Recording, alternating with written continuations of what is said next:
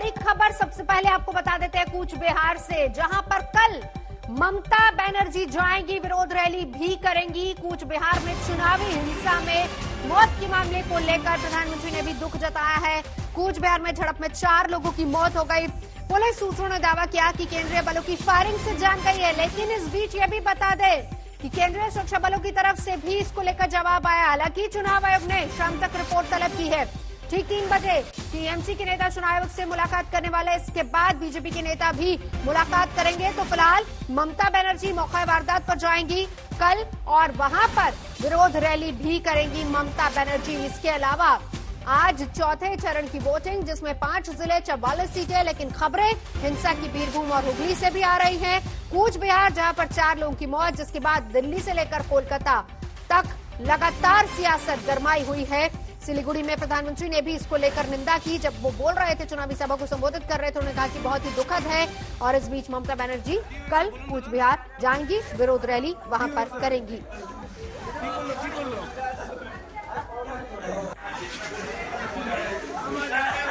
কি হয়েছে বলুন দাদা, কি হয়েছে বলুন দাদা, কি হয়েছে, কি করলো। सीधा चलेंगे अनुपम मिश्रा मेरे सहयोगी इस वक्त बाली से हमारे साथ जुड़ चुका है। अनुपम, बड़ी खबर आ रही है चुनावी हिंसा के बीच ममता बनर्जी भी वहां पर जाएंगे और सियासत अलग से गरमाई है। अनुपम, अपडेट वहां से। ये तो सामने ना दिखते पूरे। जी बिल्कुल, देखिए, अगर चौथे चरण की 44 सीटों को हम मिला लें तो अब तक 135 सीटों पर चुनाव हो चुका है। 294 सीटों पर चुनाव होना है।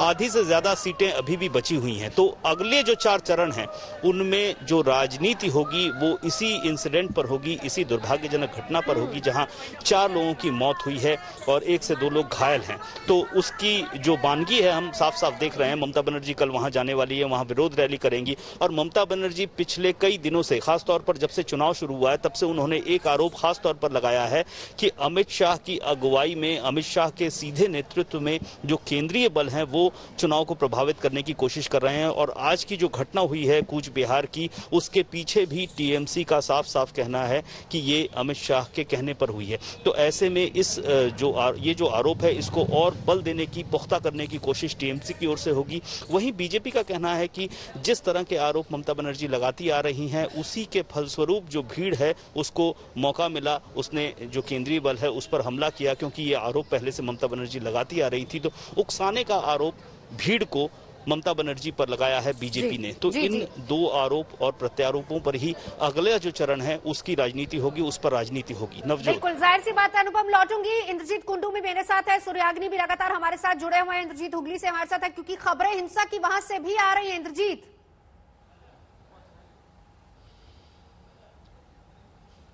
जी हाँ, बिल्कुल। मैं इस वक्त हुगली के चुचुड़ा विधानसभा क्षेत्र में हूँ। यहाँ से बीजेपी के सांसद लॉकेट चैटर्जी इस बार उम्मीदवार हैं और हमने देखा सुबह से लॉकेट चैटर्जी एक से बढ़कर एक पोलिंग स्टेशन में जा रही थी, जायजा ले रही थी।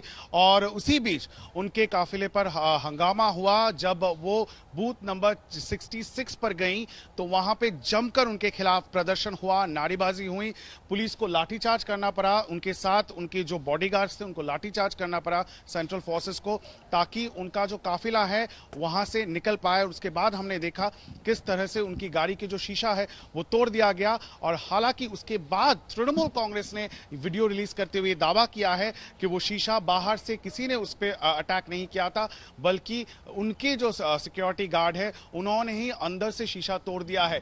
तो ये जो क्लेम और काउंटर क्लेम है ये बीजेपी और तृणमूल के बीच में जारी है। हालांकि लॉकेट चैटर्जी जो सुबह मुझे कह रही थी कि वो जिस तरह से सेंट्रल फोर्स की तैनाती हुई है आज के चरण के लिए, उससे काफी खुश है और काफी बढ़िया वोट सब जगह में देखने को मिल रहा है, वोटिंग पैटर्न। लेकिन जैसे ही उनको प्रदर्शन का सामना करना पड़ा और नारेबाजी का सामना करना पड़ा, उनका रुख बदल गया और उन्होंने कहा कि सही तौर पे सिक्योरिटी वहां पे डिप्लॉय नहीं किया गया है। जी जी जी, भानगढ़ चलेंगे सीधा। सूर्याग्नि मेरे सहयोगी हमारे साथ जुड़ चुके हैं। सूर्याग्नि, सेंसिटिव एरिया ये भी है और यहाँ भी अतिरिक्त सुरक्षा बलों की तैनाती हुई थी, क्या अपडेट वहां से? देखिए, बांगर को जो कहा जाता है कि one of the most highly sensitive Jones है पश्चिम बंगाल में, जहां पे पिछले 10-15 सालों में हर दिन पोलिंग के दिन बहुत ही वायलेंस देखा गया है। लेकिन आज की अगर हम बात करें, यहाँ पे वायलेंस एकदम ही बिल्कुल नहीं देखा गया है। एक दो छोटे मोटे इंसिडेंट्स को छोड़कर बांगर की अगर हम बात करें तो यहाँ पे शांतिपूर्वक अभी 2 बजे हैं, यहाँ सुबह से लेकर यहाँ पे शांतिपूर्वक ही वोटिंग हुआ है और 4 घंटे वोटिंग होने वाली है। सिक्योरिटी फोर्सेस के बारे में अगर हम बात करें तो सिक्योरिटी फोर्सेस यहाँ भी काफी हेवीली डिप्लॉयड थी। जिस भी बूथ में हम गए हैं वहां पे हेवीली डिप्लॉयमेंट हमने देखा है सुबह से ही। और एक ही अच्छी बात है कि यहाँ पे कोई बड़ी लेवल की दुर्घटना या फिर incident, violence related incident at least भांगर में अभी तक हुआ है नहीं। नवजोत। बिल्कुल सूर्या, हमारे साथ बने रहिए, मेरे तीनों सहयोगी हमारे साथ लगातार बने हुए। लेकिन इस बीच सबसे बड़ी खबर कूच बिहार मामले में, जिसको लेकर अब सियासत अलग से गरमा रही है। टीएमसी बीजेपी दोनों के नेता आज चुनाव आयोग से मुलाकात करने वाले, लेकिन सियासत कैसे गरमा रही, क्या कह रहे प्रधानमंत्री, क्या कह रही ममता बनर्जी, सुनिए जरा। গুলি চালিয়ে আজকে 4 জন মানুষকে মেরে দিয়েছে শীতলকুচিতে। আমি প্রথম দিন থেকে বলে আসছি, সকালেও একজন মারা গেছে, 5 জন। আমি বারবার বলে আসছি সিআরপিএফ আমার শত্রু নয়, কিন্তু হোম মিনিস্টারের কথায় যে চক্রান্ত চলছে আজকে প্রমাণ হয়ে গেছে যে আজকে 4 জনকে গুলি করে মেরে দিয়েছে সিআরপিএফ, যারা লাইনে দাঁড়িয়ে ছিল ভোটাররা। এত উদ্ধত্ত হয় কোথা থেকে, এত অত্যাচার আসে কোথা থেকে? বিজেপি জানে বিজেপি হেরে গেছে এবং হেরে গেছে বলে এখন ভোটারদের গুলি করে মারছে, কর্মীদের গুলি করে মারছে, লজ্জাও করে না। कुछ बिहार में जो हुआ है वो बहुत ही दुखद है। जिन लोगों की मृत्यु हुई है, मैं उनके निधन पर दुख जताता हूं। मेरी संवेदनाएं उनके परिवार के साथ है। बीजेपी के पक्ष में जन समर्थन देखकर दीदी और उनके गुंडों में बौखलाहट हो रही है। और पूरी घटना पर कूच बिहार के एसपी क्या कह रहे हैं वो भी आपको सुनवाते हैं। जो घटना हुआ वो मोटा मोटी 9:30 बजे तक सब कुछ ठीक था। उसके बाद थोड़ा एक आदमी बेहोश हो गए थे, थोड़ा उसका तबीयत खराब था। उसको 2-3 आदमी, उसका ट्रीटमेंट चल रहा था बूथ के सामने।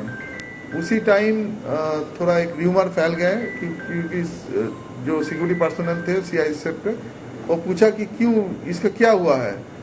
तो जो लोग थे उधर सोचे गांव वाले कि उसको सीआईएसएफ ने कोई मतलब मारा पीटा, कुछ ऐसे कुछ र्यूमर फैल गया था। वो गांव से आके 300-350 आदमी उसके ऊपर अटैक किए थे। बहुत सारा हैंडमेड जो वेपन्स होते हैं जो महिलाएं यूज करते हैं, उसके द्वारा अटैक हुआ था। राइफल छीनने का कोशिश किया गया, बहुत सारा घटना हुआ। उसके बाद पुलिस को सीआईएसएफ जो पर्सनल थे, जो बूथ में डिटेल थे, वो जो पास में जो उनका क्यूआरटी थे, तो वो उनको बुलाया कि उसको रीइंफोर्समेंट करने के लिए। पूरा जो पार्टी था उसके साथ जो सिक्योरिटी पर्सनल सीआईएसएफ का था, एक साथ मिलके उसके साथ बहुत ज्यादा स्कफलिंग, मारामारी, झमेला, ये सब चल रहा था। उस टाइम उसका जब राइफल छीनने का कोशिश किया और बूथ में के अंदर में घुसने का कोशिश किया, तब ये घटना घटा और सीआईएसएफ फायरिंग चालू किया। कितना लोगों का मौत हुआ? अभी तक 4 लोगों का मौत का खबर है। उनका कोई आइडेंटिटी पता चला? कौन? हाँ, आइडेंटिटी पता चला। लोकल गांव वाले हैं, तो उसका 22 से 25 साल तक उम्र है। तो पश्चिम बंगाल में चौथे दौर का मतदान लगातार जारी है, लेकिन ममता बनर्जी के रणनीतिकार पीके यानी प्रशांत किशोर का एक ऑडियो टेप जारी हुआ है, जिसको लेकर अब तूफान खड़ा हो गया है। बीजेपी के अमित मालवीय ने प्रशांत किशोर की कथित बातचीत जारी की है। प्रशांत किशोर कुछ पत्रकारों के साथ ऑनलाइन चैट कर रहे हैं और कह रहे हैं कि पश्चिम बंगाल में मोदी लोकप्रिय हैं, बीजेपी को मधुआ का वोट मिल रहा है, टीएमसी के खिलाफ एंटी इनकम्बेंसी है। अमित मालवीय का दावा है कि आवाज प्रशांत किशोर की है, तो प्रशांत किशोर ने भी बीजेपी को चुनौती दे दी। कहा कि पूरा ऑडियो सुनवाइए। अगर वोट है तो मोदी के नाम पर वोट है, वोट है तो हिंदू होने के नाम पर वोट है। पोलराइजेशन, मोदी, हिंदी भाषी, एससी, ये फैक्टर है। शुभेंदु चले गए कि प्रशांत किशोर चले आए, उसका कोई वो मुद्दा नहीं है, वो मुद्दा है ही नहीं। मोदी यहाँ पॉपुलर है, हिंदी भाषियों की 1 करोड़ से ज्यादा वोट है, दलित यहाँ पर 27% है और वो पूरी तरह से बीजेपी के साथ खड़ा है, प्लस पोलराइजेशन तो है ही है। Which way is the Mathua community going, Prashant?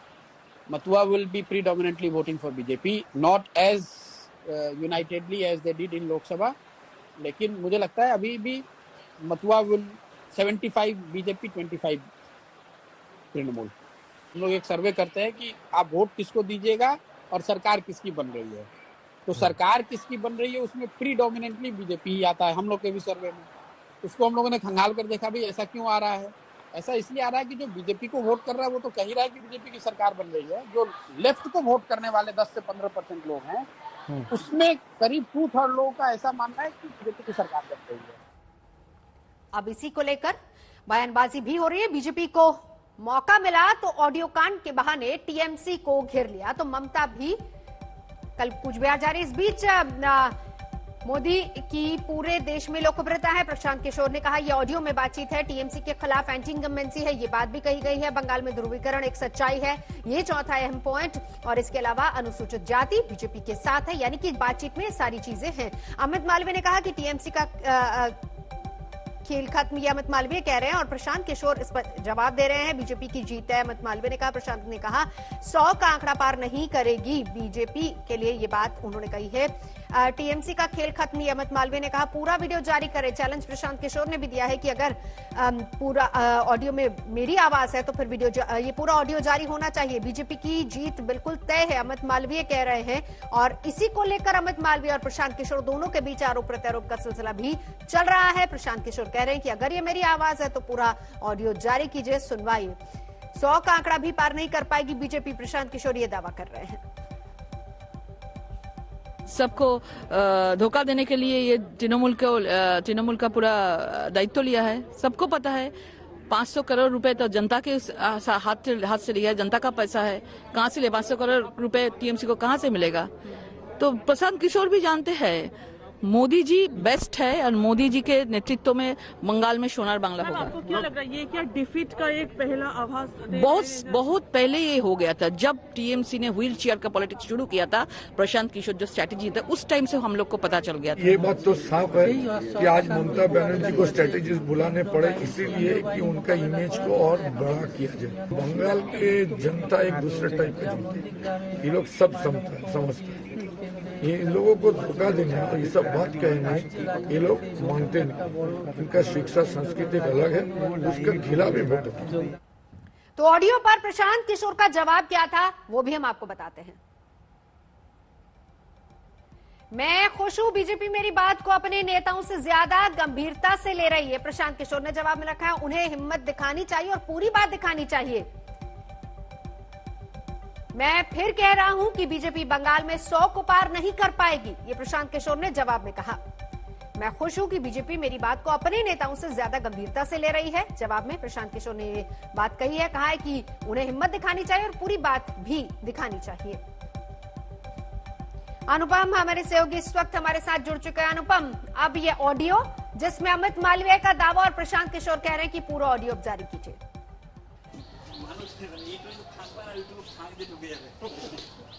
जी बिल्कुल, प्रशांत किशोर ने दरअसल स्वीकार तो किया है कि ये वीडियो ऑडियो उनका है, लेकिन उन्होंने ये भी आरोप लगाया है कि पूरा अंश जो है उसको नहीं दिया गया है, सिर्फ काट छाट के थोड़ा सा अंश दिया गया है। उन्होंने जो ऑडियो रिलीज किया है अमित मालवीय ने, उस पर कहा है कि पूरा ऑडियो रिलीज किया जाए। और उन्होंने लास्ट में जो ट्वीट करके कहा है कि अब भी मैं उसी बात पे कायम हूं कि बीजेपी 100 से ऊपर नहीं जाएगी। तो ये तो स्वीकार कर लिया है उन्होंने कि ये ऑडियो उनका है जो अमित मालवीय ने ट्वीट करके जारी किया है। तो ये सियासत इस पर भी शुरू हो गई है, एक मनोवैज्ञानिक दबाव डालने की, बनाने की बीजेपी की ओर से टीएमसी पर, टीएमसी के जो वर्कर्स हैं उन पर, नेता हैं उन पर, कि उनके जो मुख्य स्ट्रैटेजिस्ट हैं वही ये दावा कर रहे हैं कि बीजेपी पावर में आ रही है, मोदी को लोग चाहते हैं, जो तरह तरह के वर्जन दिए गए हैं। वहीं अब प्रशांत किशोर का जो ट्वीट देख के लग रहा है तो थोड़ा बैकफुट में आ गए हैं वो इस ऑडियो की रिलीज होने के बाद से। उन्होंने इसको काउंटर करने की कोशिश की है, लेकिन स्वीकार करना पड़ा है उनको कि ये ऑडियो उनका ही ऑडियो है। जी, इंद्रजीत कुंडू भी मेरे साथ है। इंद्रजीत, अभी अगले 4 और चरण है, मतदान होना है, लेकिन अगर इसको मनोवैज्ञानिक दबाव बनाने की भी कोशिश की जाए तो ये कितना काम आएगा?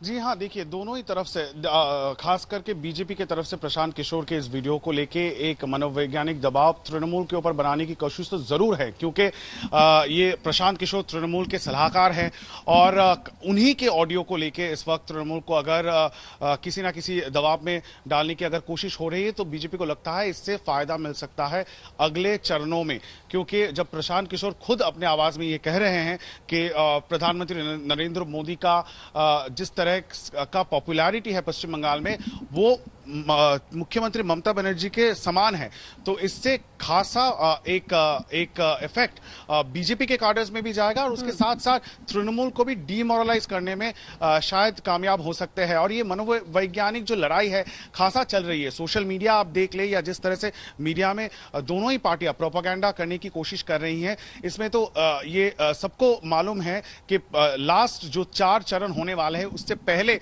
लोगों पर कहीं ना कहीं एक इन्फ्लुएंस, स्पेशली जो फ्लोटिंग वोटर्स जिसे कहा जाता है, जो एकदम अहम मौके पर, एकदम अंत मौके पर अपना जो डिसीजन है वो लेते हैं किसको वोट डालेंगे, उन लोगों को कहीं ना कहीं रुझाने के लिए, लुभाने के लिए ये कोशिश जारी है। चौथे चरण के तहत 44 विधानसभा सीटों पर उम्मीदवारों की किस्मत का फैसला होना है। सबसे खास बात यह है कि इस चरण में कई मौजूदा मंत्रियों और हाई प्रोफाइल उम्मीदवार भी मैदान में है।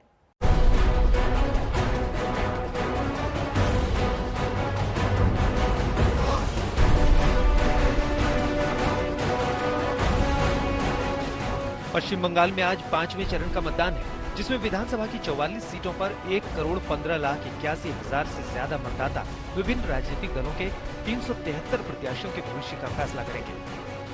इस चरण में दक्षिण 24 परगना की 11 सीट, हुगली जिले की 10 सीट, हावड़ा और कूच बिहार जिले की 9 सीट और अलीपुरद्वार जिले की 5 सीटों के लिए मतदान होगा। इस चरण में 15,940 बूथ बनाए गए हैं, जिन 5 जिलों में इस बार वोटिंग हो रही है उनमें सबसे ज्यादा संवेदनशील कूच बिहार जिला है, जहां सुरक्षा के लिए सीआरपीएफ की 187 कंपनियां तैनात की गई है। अभी जो गाड़ी जो आते हैं सब गाड़ी चेक होता है, एकदम भीतर से सब चेकअप होता है, 2 व्हीलर से लेकर एकदम बड़ा गाड़ी तक सब चेक होता है। अभी ये ड्यूटी चल रहा है 14 मार्च से चल रहा है। क्यों? अभी लॉ एंड ऑर्डर को ठीक करना है। अभी इलेक्शन कमीशन का जो ऑर्डर है उसके मुताबिक तो कम करना पड़ रहा है। चौथे चरण में कई हाई प्रोफाइल मुकाबले हैं। कोलकाता में बंगाली फिल्म इंडस्ट्री का दिल कहे जाने वाले टॉलीवुड से केंद्रीय मंत्री और बीजेपी नेता बाबुल सुप्रियो और टीएमसी के मौजूदा विधायक अरूप विश्वास के खिलाफ चुनावी जंग दिलचस्प है। टॉलीगंज सीट पर हाई प्रोफाइल मुकाबले के अलावा कई दिग्गजों की किस्मत भी इस चरण में ईवीएम में कैद हो जाएगी। इस चरण में बीजेपी सांसद और अभिनेत्री लॉकेट चटर्जी हुगली के चिंसुरा सीट से, बीजेपी के टिकट पर बंगाली सिनेमा की लीडिंग अभिनेत्री पायल सरकार बेहला पूर्व सीट से, बंगाल के शिक्षा मंत्री पार्थ चटर्जी बेहला पश्चिम सीट से, बंगाल के खेल मंत्री अरूप विश्वास टीएमसी के टिकट पर टॉलीगंज से, बंगाल के पूर्व वन मंत्री राजीव बनर्जी बीजेपी के टिकट पर दोमचूर सीट से मैदान में। वहीं टीएमसी महासचिव पार्थ चटर्जी लगातार चौथी बार विधानसभा चुनाव जीतने की कवायद में बेहला पश्चिम सीट से बीजेपी के उम्मीदवार और अभिनेत्री श्रावंती चटर्जी को टक्कर दे रहे हैं। चौथे चरण के सीटों की बात करें तो 2016 के विधानसभा चुनाव में टीएमसी को 44 में से 39 सीटें मिली, सीपीएम को 2, बीजेपी, कांग्रेस और फॉरवर्ड ब्लॉक को 1-1 सीट मिली। जानकार मानते हैं कि हुगली, हावड़ा और दक्षिण 24 परगना में टीएमसी का दबदबा रहा है, जबकि 2019 में कूच बिहार और अलीपुरद्वार में बीजेपी की बढ़त रही। यानी तय है कि चौथे चरण की टक्कर भी कांटे की रहने वाली है। कोलकाता से प्रेमा राजाराम और अनुपम मिश्र के साथ आज तक ब्यूरो। पश्चिम बंगाल में चौथे चरण का चुनाव है, लेकिन उससे पहले किस तरह के आरोप लग रहे हैं, यानी वाद विवाद लगातार चल रहा है। प्रधानमंत्री नरेंद्र मोदी के साथ एक मुस्लिम शख्स की वायरल तस्वीर पर सियासत गरमाई हुई है। ये तस्वीर बंगाल की चुनावी जंग का नया हथियार बन गया है। सोनारपुर में मोदी ने जुल्फिकार को करीब बुलाया, कुछ बात की और बात बढ़ती चली गई। ये तस्वीर आंधी की तरह सोशल मीडिया में बहती चली गई और इसी के साथ सियासत भी 7वें आसमान पर पहुंच गई। ओवैसी ने इस तस्वीर की आड़ में बीजेपी पर वार किया तो आज अमित शाह ने गुगली पर शॉट खेल दिया। तुम बोले तुम सुनोगे तो बोले बोलो, मेरे को नहीं मालूम कि वो क्या है कौन है, मैं तो आप जानते, मैं तो नहीं जानता। बोले क्या बोला होगा? तो उसने कान में कहा, मोदी जी मैं बांग्लादेशी नहीं हूं। किसी ने पूछा और क्या कहा होगा? तो उसने कहा, मोदी जी हम कागज नहीं दिखाएंगे एनआरसी एनपीआर के लिए। फिर किसी ने पूछा और क्या कहा? तो उस शख्स ने कहा हो सकता है कि मोदी जी मेरी तरह की टोपी कब पहनेंगे आप? ओवैसी जी की बहुत सारी टिप्पणियों पर मैं तो टिप्पणी नहीं करता, मैं उनको इतना ही कहता हूँ वो भी किसी हिंदू के साथ तस्वीर खींचा ले जरा। ये समझना मुश्किल नहीं कि मियां जुल्फिकार तो बस मोहरा बन गए, गेम कहीं और हो गया। जुल्फिकार पर तकरार तो ताजा है, मुस्लिम वोट को लेकर मोर्चाबंदी तो अरसे से जारी है। एक दाव तो तब चला गया जब ओवैसी की पार्टी AIMIM और फुरफुरा शरीफ ने चुनाव लड़ने का इरादा किया। ममता बनर्जी तभी से ओवैसी पर हमले कर रही हैं। यही तो ममता बनर्जी की सबसे बड़ी क्रास हिपोक्रेसी और अपॉर्चुनिज्म है और इनका ये कम्युनल बिहेवियर है। ममता बनर्जी ने क्या कहा था कि मुसलमान गाय है, कभी लात भी मारती तो कभी दूध भी देती। आप हमको इंसान के तौर पे क्यों नहीं देखते बंगाल के मुसलमानों को? और फिर आप ये कहते हैं कि यूनाइटेडली मुझे वोट दो। ये जो नौटंकी कम चला रही है ना ममता बनर्जी, इससे तंग है मुसलमान, ना उनका कोई फायदा हुआ है। ভোট ভাগ করবার জন্য আবার হায়দ্রাবাদের একটা পার্টিকে ধরে এনেছে, সেই পার্টিটা আবার এখানে কয়েক টাকা জোগাড় করে বিজেপি টাকা দেয় আর বিজেপির টাকায় ওরা এটা করে যায়। बंगाल का पूरा चुनाव ही इस बात पर टिका है कि ममता बनर्जी मुस्लिम वोट को किस हद तक सेंध से बचा पाती हैं और कहां तक हिंदू वोट बैंक में सेंध लगा पाती हैं। ममता का घूम घूम कर चंडी पाठ करना, मंदिर मंदिर जाना, सब कुछ उसी रणनीति का हिस्सा है। कोलकाता से अनुपम मिश्र के साथ आज तक ब्यूरो।